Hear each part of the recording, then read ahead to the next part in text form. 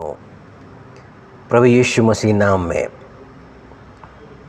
आप सबों को जय मसीह की। जानते हैं आप, जब आप बाइबल को पढ़ रहे होते हैं तो उस बाइबल के अंदर में आपको खोज क्या करनी है? आपको खोज करनी है परमेश्वर की। आपको जानना है परमेश्वर को, और आपको जानना है कि परमेश्वर की इच्छा क्या है। आपको ये जानना है कि परमेश्वर आपसे चाहता क्या है। मेरे प्रिय भाइयों और बहनों, यीशु मसीह ने 17वें अध्याय में यूहन्ना के सुसमाचार में कहा कि एकमात्र सच्चे परमेश्वर को और उसे जिसे उसने भेजा है अर्थात यीशु मसीह को जान लो, यही अनंत जीवन है। और आप मेरे प्रियों, जब भी बाइबल को पढ़ते हैं और इसी उद्देश्य के साथ में पढ़े कि आप यीशु मसीह को और जान सकें, यीशु मसीह की इच्छा को जान सकें, यीशु मसीह की मर्जी को जान सके, यीशु मसीह आपसे क्या चाहता है इस बात को आप जान सके। और जितना आप जानने की कोशिश करेंगे उतना ही परमेश्वर आपकी सहायता मदद करेगा। क्योंकि इफिसियों के नाम पत्र पहली अध्याय 17वीं आयत में लिखा है कि परमेश्वर तुम्हें अपनी पहचान में ज्ञान और प्रकाश का आत्मा दे। मतलब परमेश्वर को जानने के लिए, परमेश्वर को समझने के लिए, परमेश्वर की इच्छा को जानने के लिए परमेश्वर आपकी सहायता करेगा और आपको पवित्र आत्मा देगा। और कौन सा पवित्र आत्मा? उन वरदानों के साथ, यानी कि जो परमेश्वर को आप जान सके, परमेश्वर को आप समझ सके। वो पवित्र आत्मा उन वरदानों के साथ, यानी कि स्पिरिट ऑफ रेवलेशन और स्पिरिट ऑफ नॉलेज।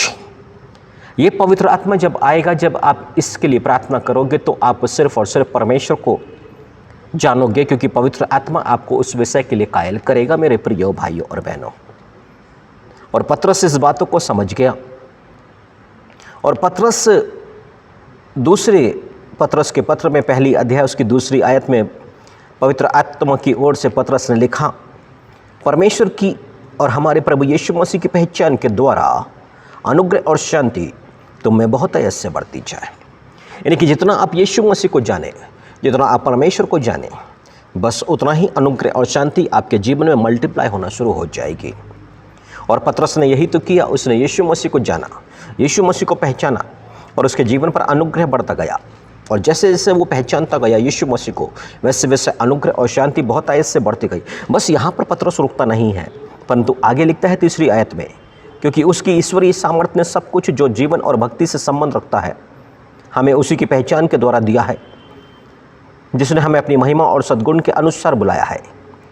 मेरे प्रियो, समझने की कोशिश करें इस आयत के अंदर में। दूसरा पतरस पहली अध्याय तीसरी आयत में ईश्वरीय सामर्थ्य यानी कि पवित्र आत्मा आपके लिए सामर्थ्य कार्य करेगा। मतलब ईश्वर और भक्ति से जो बातें संबंध रखती हैं, और जैसे जैसे आप उसकी पहचान में बढ़ रहे हैं, उसको जानने की कोशिश कर रहे हैं, पवित्र आत्मा जो जीवन और भक्ति से बातें संबंध रखती हैं वो आपके लिए उपलब्ध कराएगा। जो संबंध रखती हैं वो बातें आपको प्रदान करेगा। पवित्र आत्मा की सामर्थ आपके लिए हो जाएगी मेरे प्रिय भाइयों और बहनों। और इसलिए आज के इस वचन में परमेश्वर चाहते हैं कि हम जब बाइबल रीडिंग कर रहे हैं, बाइबल पढ़ रहे हैं, हम ज़्यादा से ज़्यादा परमेश्वर को, प्रभु यीशु मसीह को जानने की कोशिश करें। और एक समय ऐसा हो गया कि इज़राइलियों ने गुनाह कर दिया। अब परमेश्वर इज़राइलियों के साथ चलना नहीं चाहता है, परंतु मूसा परमेश्वर से प्रार्थना कर रहा है।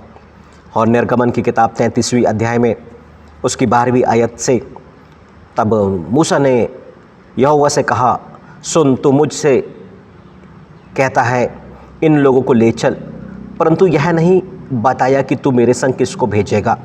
तो भी तूने कहा है, तेरा नाम मेरे चित्त में बसा है और मुझ पर तेरे अनुग्रह की दृष्टि है। अब यदि मुझ पर अनुग्रह की दृष्टि हो तो मुझे अपनी गति समझा दे, यानी कि अपना मार्ग समझा दे, जिससे जब मैं तेरा ज्ञान पाऊँ तब तेरे अनुग्रह की दृष्टि मुझ पर बनी रहे। क्या कह रहे हैं मूसा प्रार्थना करते समय? परमेश्वर मूसा को तो कह रहा आगे लेके चल, पर परमेश्वर ने चलने से मना कर दिया था। और परमेश्वर अपने स्वर्गदूत को भेजना चाह रहा था, पर मूसा चाहता है कि स्वर्गदूत नहीं, परमेश्वर ही चले। अब परमेश्वर की अनुग्रह की दृष्टि मूसा पर है, मूसा पर दया दृष्टि है। अब परमेश्वर मूसा से कहता है कि तेरा नाम मेरे चित्त, मेरे मन में बसा हुआ है, मेरे अनुग्रह की दृष्टि तुझ पर है। मूसा ने प्रार्थना किया, ठीक है, मेरा नाम तेरे चित्त में बसा है, मेरे तेरे अनुग्रह की दृष्टि मुझ पर है, तो एक काम कर कि मुझे अपना मार्ग दिखा दे। मैं तेरा ज्ञान पाना चाहता हूँ, और जब मैं तेरा ज्ञान पा लूँगा तो निश्चय ही तेरे अनुग्रह की दृष्टि मुझ पर बने रहेगी। देखो, यीशु मसीह ने तो नए नियम में बताया, पर मूसा पर प्रभु यीशु मसीह ने तो उस समय जब इजरायलियों को लेकर मूसा निकल रहा है उस वक्त भी इस बात को प्रकट कर दिया कि मूसा यदि परमेश्वर को जानेगा तो अनुग्रह उस पर आएगा। और मूसा इस बात को समझ के प्रार्थना कर रहा है कि मुझे अपनी गति, अपना मार्ग समझा दे, जिससे मैं तेरा ज्ञान पाऊँ और तेरे अनुग्रह की दृष्टि मुझ पर बनी रहे। और परमेश्वर ने क्या किया? ठीक है, अब परमेश्वर उतर आया है, अपना प्रचार किया है, और मूसा ने परमेश्वर को जाना क्योंकि परमेश्वर ने अपने नाम का प्रचार किया है। और क्या प्रचार किया है? यहोवा उसके सामने यूँ होकर प्रचार करता हुआ चला, यहोवा यहोवा ईश्वर दयालु और अनुग्रहकारी, कोप करने में धीरजवंत, अति करुणामय और सत्य, 1000 पीढ़ियों तक निरंतर करुणा करने वाला, अधर्म और अपराध और पाप का क्षमा करने वाला है, परंतु दोषी को किसी प्रकार निर्दोष न ठहराएगा।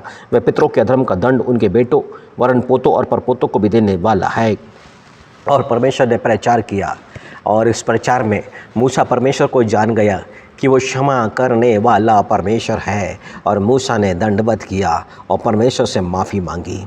हर बार जब आप बाइबल पढ़ रहे हैं, परमेश्वर अपने वचन में अपने आप को प्रकट कर रहा है, अपने स्वभाव को प्रकट कर रहा है, अपनी इच्छाओं को प्रकट कर रहा है। मेरे प्रिय भाइयों बहनों, यदि आज आप इस वचन को समझ गए हैं तो आप परमेश्वर को समझ पाएंगे, और इस वचन को नहीं समझ पाए हैं तो परमेश्वर को समझना फिर नामुमकिन है मेरे प्रियो।